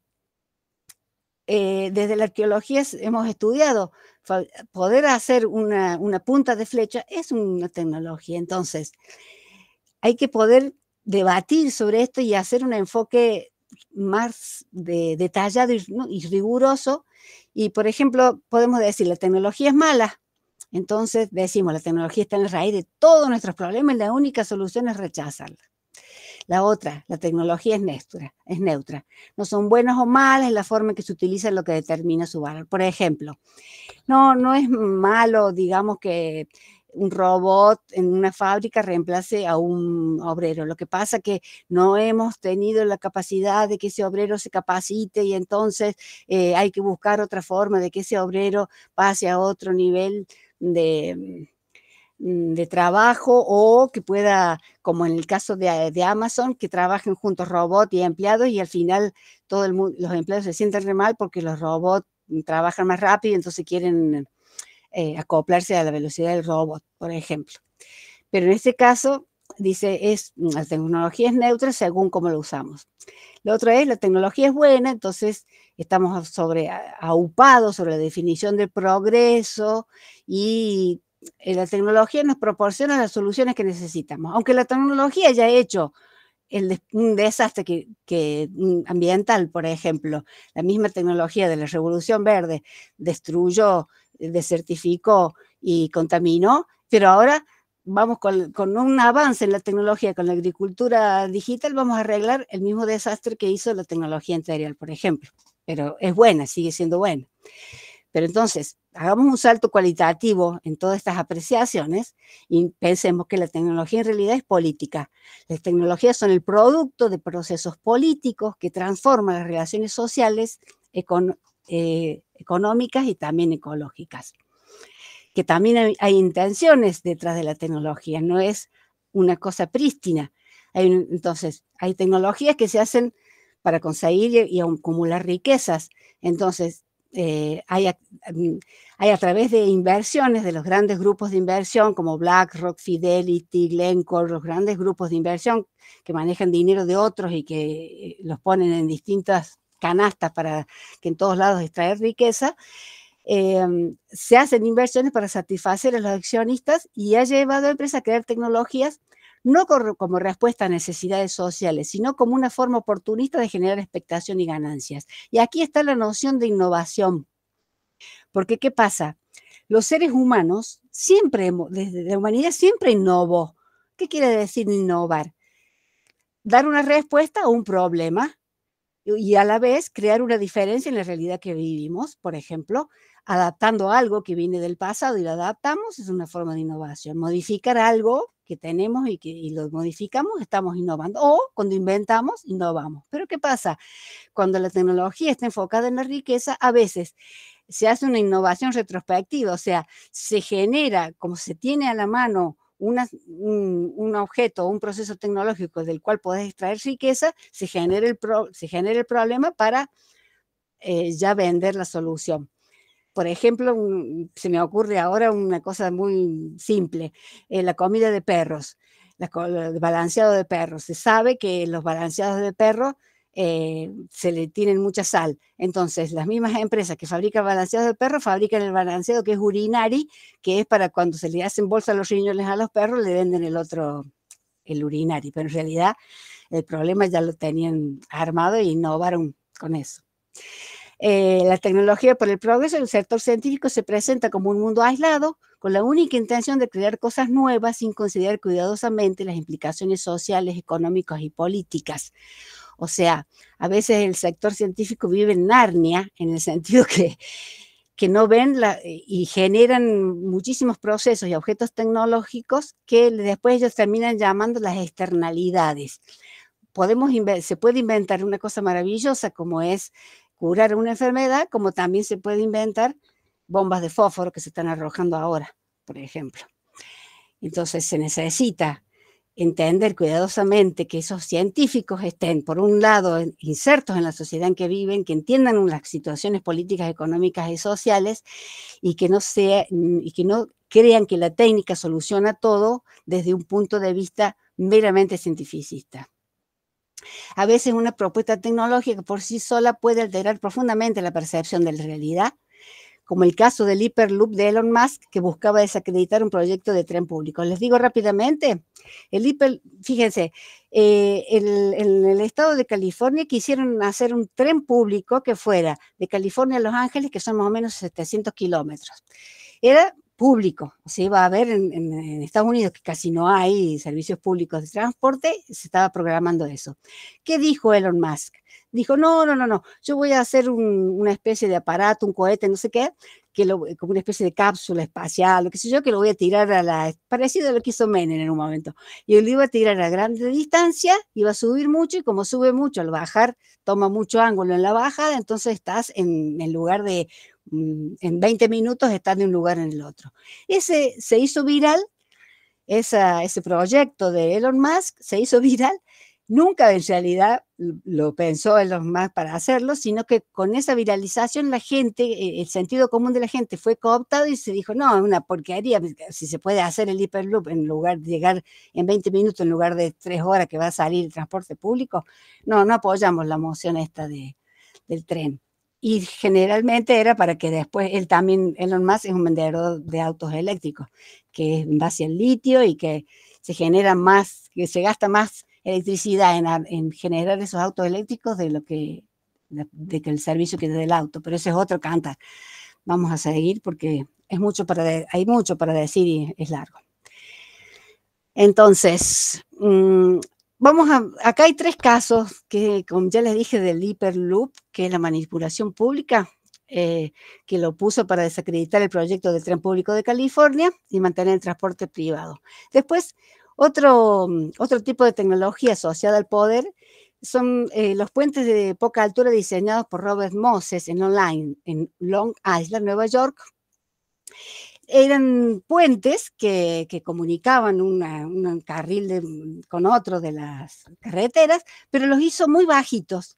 ¿Para qué? ¿Por qué? Porque por ese puente muy bajito podían pasar los autos, pero no los colectivos del transporte público, que hay pocos, pero que generalmente a Long Island, si llegaban los colectivos y pasaban por allí, iban a bajarse las seres indeseables para ellos, por ejemplo, como son las poblaciones afrodescendientes o los latinos. Entonces, hicieron esos puentes muy bajitos. Eso está dicho por el mismo Robert Moses y por el mismo biógrafo de Robert Moses.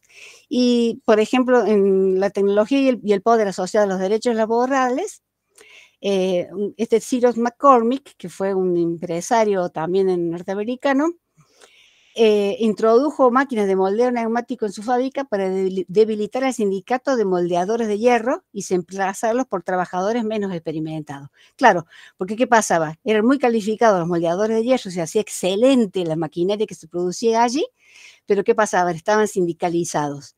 Y entonces Cyrus McCormick le tenía que pagar los contratos que mediante la sindicalización de los trabajadores lograban con la empresa favorable a los trabajadores. Entonces, lo reemplazó por estas máquinas de moldeo neumático, los tuvo 3 años esas máquinas, después las tiró el diablo porque no sabían para nada, pero logró después que esos trabajadores, ya el sindicato estuviera con muchísimo menos poder y los trabajadores nuevos contratados ya no estaban sindicalizados. O sea, cualquier parecido con la realidad actual es pura coincidencia. Bueno, vamos a ver que la tecnocracia hay que poderla distinguir de lo que es la ciencia, de que es la ingeniería y que es la tecnología, ¿no es cierto? Como las 3 cosas que ahora se proponen como lo deseable para este mundo, que todo sea científico, que todo esté ingenierizado y que todo esté abocado al mejoramiento de las tecnologías. Pero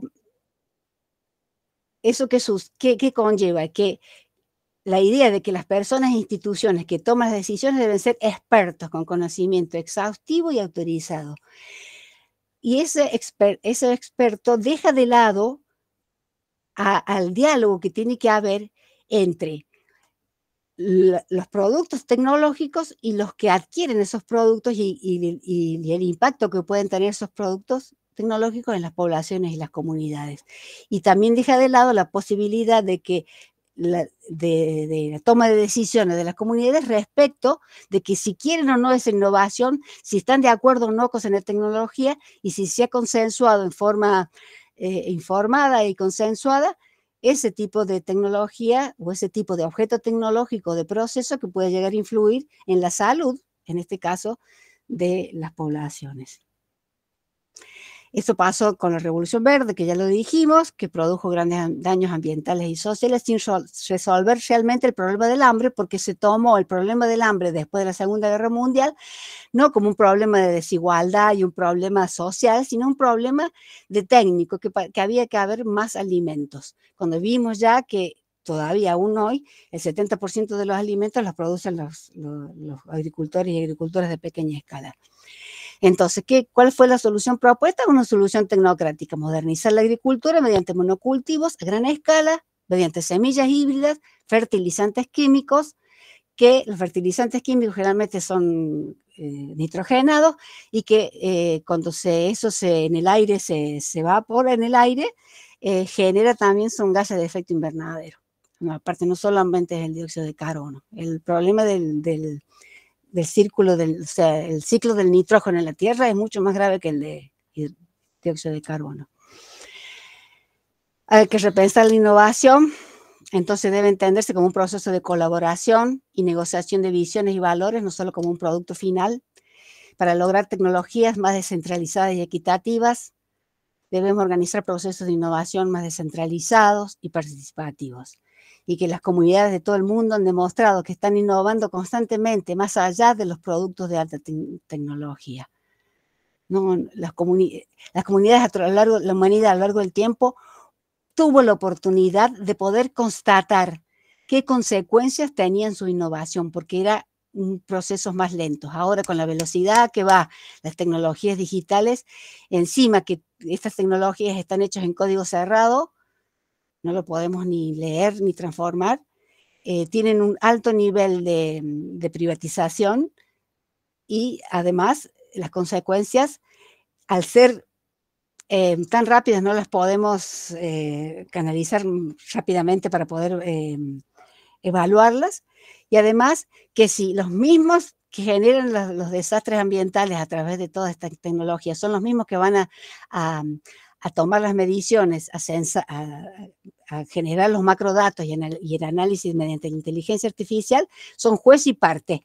O sea, ellos mismos son los que pueden generar un impacto negativo y ellos mismos son los que van a recabar los datos para ver si ese impacto es negativo o no. Por eso es necesario que las tecnologías sean descentralizadas, equitativas y participativas. Entonces, es necesario que las comunidades deben tener voz en la definición de los problemas que las tecnologías buscan resolver. Los ciudadanos y ciudadanas deben examinar cómo las tecnologías propuestas afectan la igualdad, la justicia social y el bien común, y crear espacios donde los expertos técnicos y la ciudadanía puedan debatir abiertamente las opciones tecnológicas. Y ahora, para terminar, preguntas. ¿Quién decidió que necesitábamos esa tecnología? ¿Quién construyó el objeto tecnológico?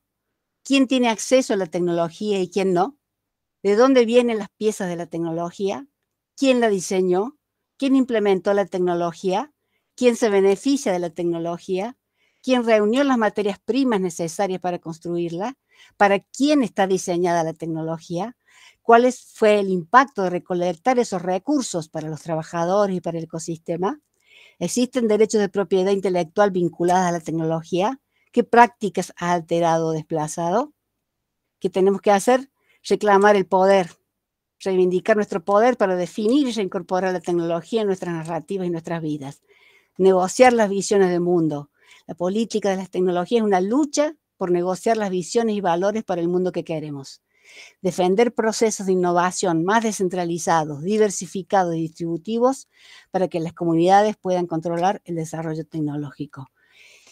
Y volver a entender que somos parte de la Tierra, que somos parte de este enorme ser vivo que es el planeta que nos contiene, que no es un objeto, sino que es un sujeto vivo al cual nosotros le debemos la vida, del cual somos hermanos, somos hijos, y entonces todos nosotros somos hermanos, y en eso nos tenemos que volver a tener ese sentimiento tan hermoso de poder compartir un chuño, una mazamorra, y en la fiesta poder bailar, sentirnos comidos, bien juntos, porque para eso queremos trabajar, para estar juntos, para estar bien comidos, para poder hacer una fiesta y vivir un poco más felices. Gracias.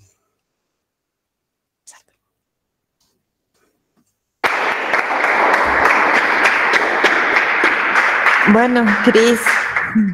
Bueno, muchas gracias, Cris. La verdad que da un panorama, como decía Valentina, muy potente y hay que estar alerta, seguir alertas, ¿no?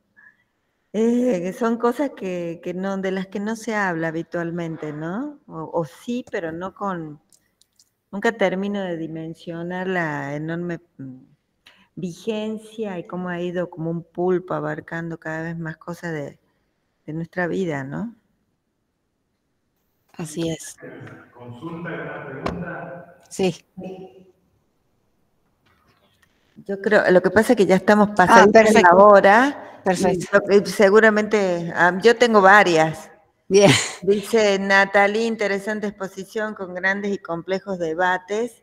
Sí, yo tendría un montón, pero se nos acabó el tiempo, pero bueno, va a haber ocasión de volver a hablar de esto, yo creo. Bueno, muchas gracias. A mí particularmente me ha dejado abrumado. Si no hubiera sido el último remate, era un fin de semana bastante pesado. Sí. Porque cuando mencionabas algo que está tan incorporado como el alimento balanceado, y porque es también un efecto de estos tiempos, cómo se ha trasladado, hablamos de emociones, de estas nuevas subjetividades, cómo se ha trasladado el afecto en lugar de hacia las personas también depositados y uno lo ve en estas patitas callejeras o estas asociaciones que se encargan del cuidado de los animales, y atrás de eso viene toda esta cuestión que yo he visto, explotó la cuestión de los locales de ventas para el cuidado de ropita y qué sé yo, y con esta cuestión del alimento balanceado, que es cierto, genera la enfermedad, y también la propia entidad genera una solución. Lo vivo con estos alimentos que mencionaste, que eran para los urinarios, que salen 70 veces más que el común, y uno dice, y está obligado porque el animal ya ha llegado a una saturación de sus riñones, etcétera, y digo, uno lo está viendo con ellos y no lo está viendo con uno mismo. Y por eso cuando se me venía todo eso me iba a ir abrumado al fin de semana, y digo, y pusiste todo esto, este remate final que, bueno, por lo menos da una luz de esperanza y por lo menos una posible pista o salida. Sí. Y sí, lamento el tiempo, pero sí nos queda por lo menos la motivación para dedicar a esto un capítulo, porque en un momento uno decía agricultura 4.0 y pensaba simplemente soja o simplemente granos, biodiesel, todo un mundo que por ahí en Catamarca nos resulta cada vez se empieza a ser mucho más presente, sobre todo en la zona del este, que hay talas indiscriminadas, vienen con el tema de la soja, pero en el este, por ahí ahora con esto que mencionaba de la quema de los cerros, con estos drones que pueden empezar, es decir, bueno, tampoco estamos muy alejados de eso, y sí, por lo menos ver la potencialidad de cómo la antropología toma un tema y ese tema no deja de ser una ventana que se abre a todo un entramado tan complejo como los que repasás aquí, de ir a ver corporaciones que uno ya las tiene como incorporadas, como Monsanto, pero después hablar de estos tipos como Amazon, este loco que está pensando en los vehículos eléctricos, y la verdad que sí, uno se va recontramanija pensando en todo esto que queda abierto y sobre todo que esa ventana que se abre y la potencialidad del enfoque socioantropológico para abrir a las diferentes clivajes, a las diferentes hebras, a los diferentes nudos, y cómo esto, por lo menos creo que ha sido la intención de estos ciclos, con esta última presentación, con la anterior, de ir viendo los diferentes ejemplos de casos en donde vos, reflexionando desde un tema tan trivial como la alimentación, terminamos hablando de este tipo que hacía puentes bajos, sí, o de esta persona que se constituye como parte de un sujeto migrante y se ve en un picante de pollo. Yo me quedé también con la pregunta si el picante tenía que ser un picante en especial o puede ser un picante común, para definir ese picante de pollo como el picante de pollo. Es decir, diferentes elementos que tienen que ver con lo que, por lo menos la muestra de lo que sería un enfoque de la antropología aplicado a la alimentación. Por mí, agradecerles a cada una de las personas que ha participado, que nos ha compartido sus experiencias de trabajo, sus experiencias de investigación, y dejar las puertas abiertas para futuros encuentros. Muchas gracias. Al contrario, muchas gracias a todos. Gracias. No sé si alguien quiere.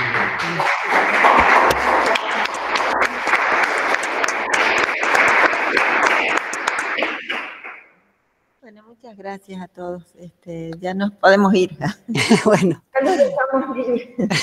Y con muchas cosas en la cabeza. Bueno. Gracias, Rosa y Cris. Gracias. Un abrazo. Abrazo grande. Chao. Gracias. Chao.